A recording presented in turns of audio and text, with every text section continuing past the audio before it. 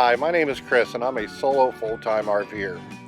As a senior citizen, my mobility isn't what it used to be, and when I look for attractions, I try to find ones that don't have big parking lots or require me to stand a lot.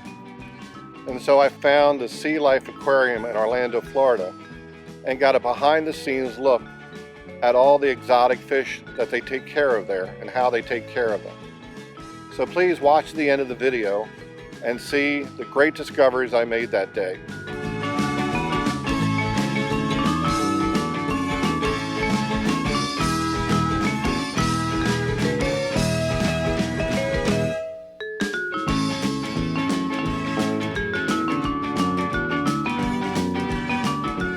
Let me apologize in advance for the background noise. Hi, my name is Shayna. I'm an educator here at Sea Life Orlando, and I'm going to take you guys on a behind-the-scenes tour today of our aquarium. So let's get started.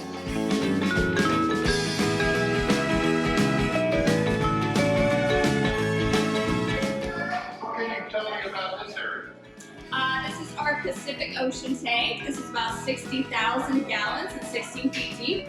In it, we do have our spotted porcupine fish back there. Our two bonnet heads live in here, as well as angelfish, gray snappers, unicorn fish. Those are going to be our two sharks swimming around in here. Like I said, we do have 5 breeds of sharks, and these are the ones closely related to the hammerhead.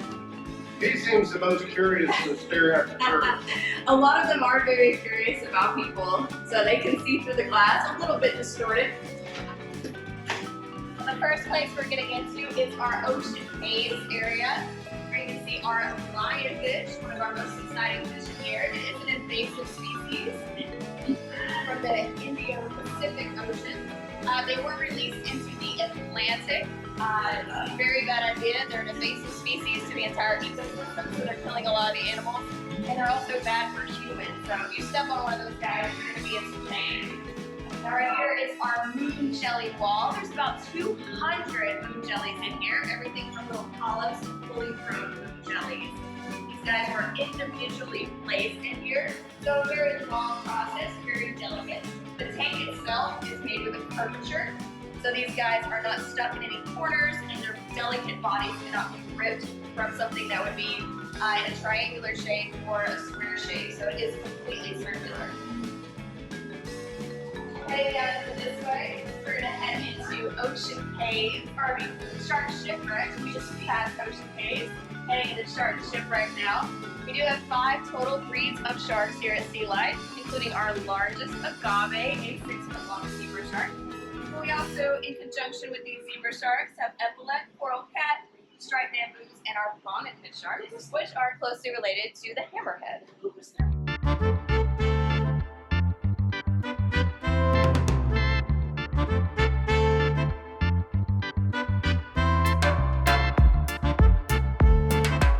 Right here is our largest tank. This is about 72,000 gallons of water and 17 feet deep. This is where our largest shark, agave, lives.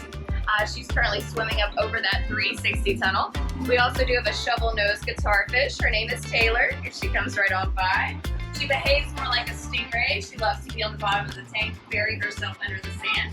There's agave, there's our largest shark. We also do have 2 rescued sea turtles in here, Chelly and Monty.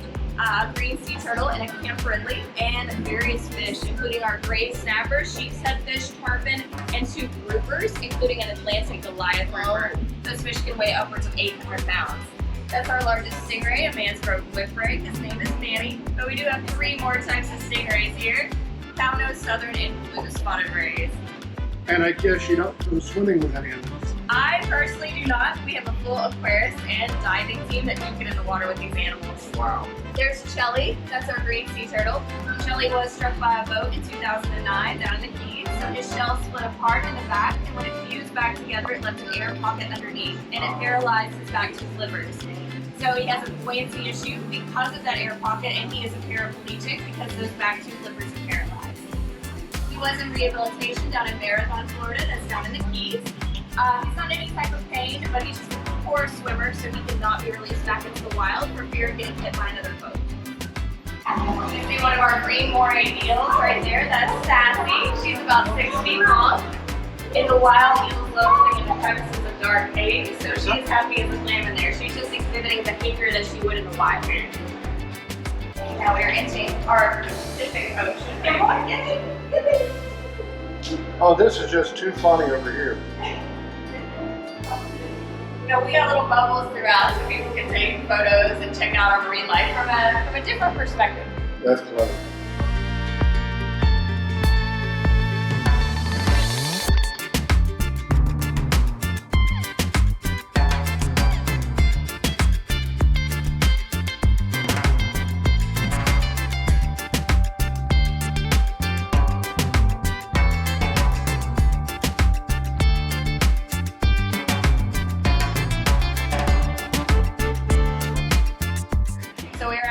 Behind the scenes right now. This is a working aquarist area where all the magic happens here.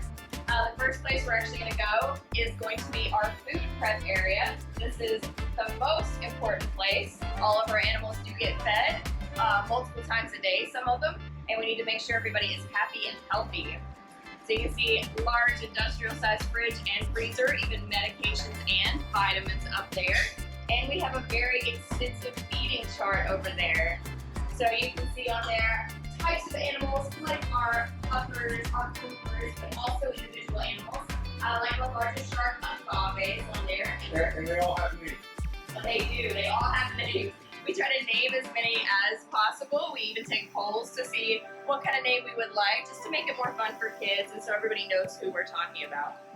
And how many hours a day would you say that you all spend in feeding? Oh, just food prep alone is probably a couple hours. We do receive large shipments in from Publix grocery stores, so that all needs to be sanitized, chopped up to the specific size, vitamins sometimes, medications sometimes put in that food, getting everybody where they need to be with the different sections of the tanks.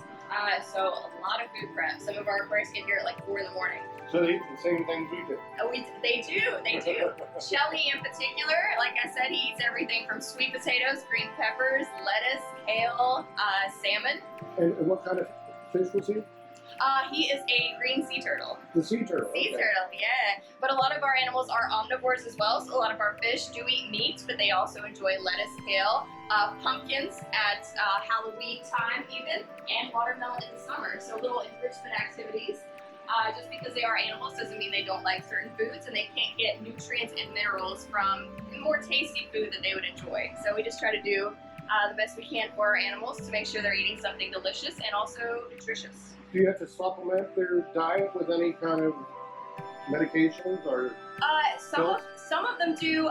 Some of our animals are rescued, so they have prior health conditions where they need different types of medications. Some of them do need a little help with vitamins as well. But we have all of our supplements and vitamins up there. Just kind of slip it in a sardine like you would with a dog. They don't even recognize it. They don't even know. Just to make sure they're healthy.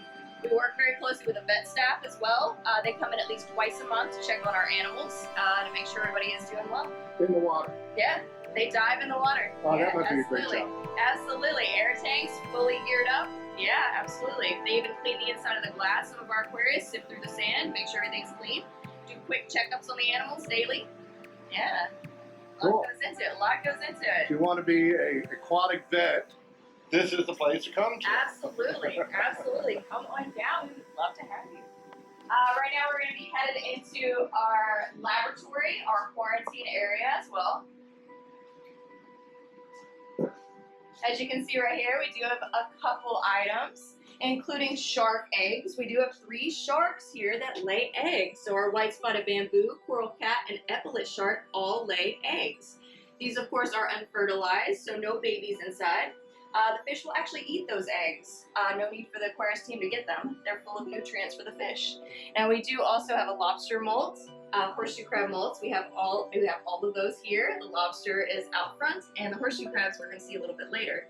Unfortunately, that is a deceased piece of coral, the coral reef, especially this summer. It has been boiling in the water, and the coral has unfortunately been bleaching, and a lot of it has died. So we do a coral restoration program here at Sea Life. We collect healthy pieces of coral and try to regrow them and then replant them back into the ocean. So there is something called Coral Palooza that happens every year down in the Keys in the summer and also out in California off the coast. Many aquarists will actually come and replant coral into the ocean, try to keep it as healthy as possible. I didn't know there was coral in California. Absolutely, absolutely. Coral reef all over. It only makes up about 2% of the ocean's floor, so not large sections, but 25% of the animals live in it. So it's a vital part of the ecosystem. So tell us about this gentleman. This is Dr. Krabs. He was actually bycatch. Sometimes we do receive animals that was accidentally caught in the wild, so we did accidentally receive him, but now he is part of the sea life family here. Once we do receive an animal by those means, he could have collected a parasite in the aquarium, something that the ecosystem in the ocean isn't used to, so he's going to remain here, and now he has this little habitat. So this is a brand new section. So this is Dr. Krabs. You can also see some of our vet staff and our aquarists checking on our animals, as well as a couple x-rays up there. That's a green moray eel, butterfly fish, and an angler. Anglers not usually found in aquariums as are deep water animals, but just for seeing the variation of the bone structure. He looks like something from an alien movie. Yeah, he does. Eels are pretty strange creatures indeed. Over here is going to be our quarantine area. This can be used for sick or injured animals, but mostly new arrivals. You can see 2 medium-sized tanks in the front, a very large one in the back, and about 15 or so tiny little tanks on the right-hand side. Now, if we do receive a new animal from an AZA aquarium, that's the Association for Zoos and Aquariums, we work very closely with them, they will stay in the quarantine area for 30 days. That's to make sure they're acclimated to the water temperature, feeding program, to make sure they play well with others. And at the end of 30 days, the vet will come in, check off on them, and they can be put in the larger tanks.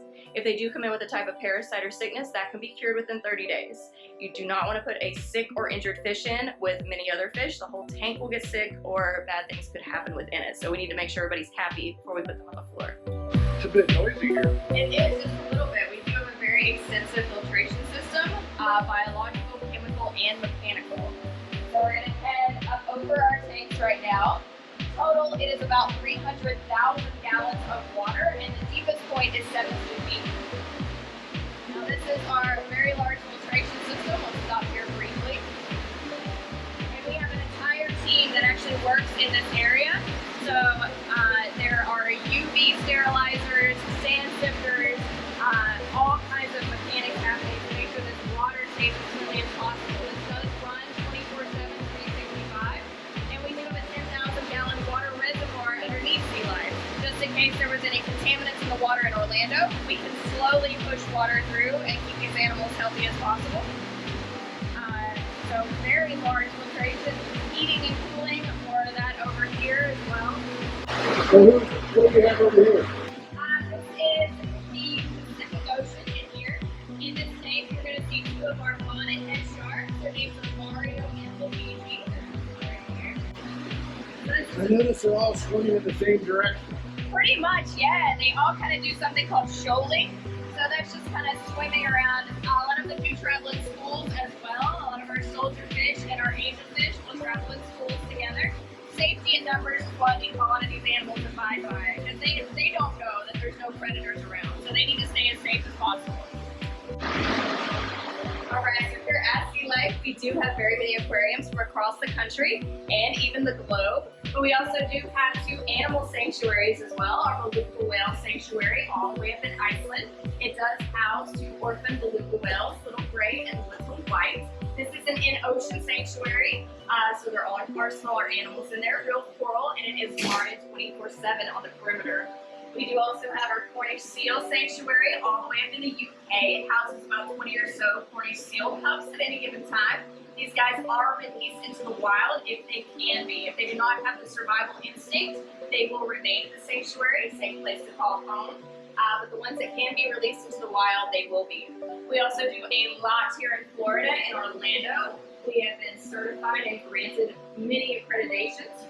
We also do horseshoe crab and sea turtle watches, so tagging the animals, seeing where they go, if they do come back to lay their eggs. And we do beach cleanups here, so lots of fun things happening not only across the globe, but in the state of Florida as well. So right now we're going to be headed back downstairs to take you guys through the rest of the aquarium. What can you tell me about this area? This is our Pacific Ocean tank. This is about 60,000 gallons and 16 feet deep. In it, we do have our spotted porcupine fish back there. Our 2 bonnet heads live in here, as well as angelfish, gray snappers, unicorn fish. This is our very tropical tank, of course, in the Pacific Ocean. Cool. Our 2 bonnet heads in here are pretty much fully grown What are at those? feet. Those are going to be our 2 sharks swimming around in here. Like I said, we do have 5 breeds of sharks, and these are the ones closely related to the hammerhead. He seems the most curious to stare at the tourists. A lot of them are very curious about people, so they can see through the glass, a little bit distorted. Here comes that spotted porcupine fish That coming one up. up there? Yeah, that's Mr. Puff. He's fully grown. He is closely related to a puffer fish. Awesome. Thank you.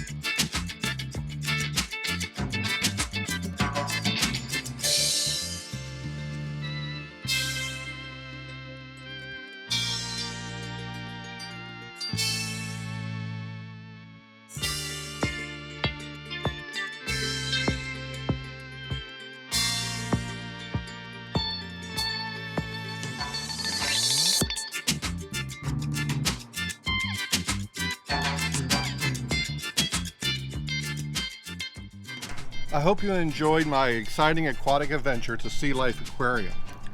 And if you like and subscribe to my channel, you'll see other exciting adventures where I see alligators and manatees throughout Florida. Feels like a wallet. Uh-oh, look out. You know those words.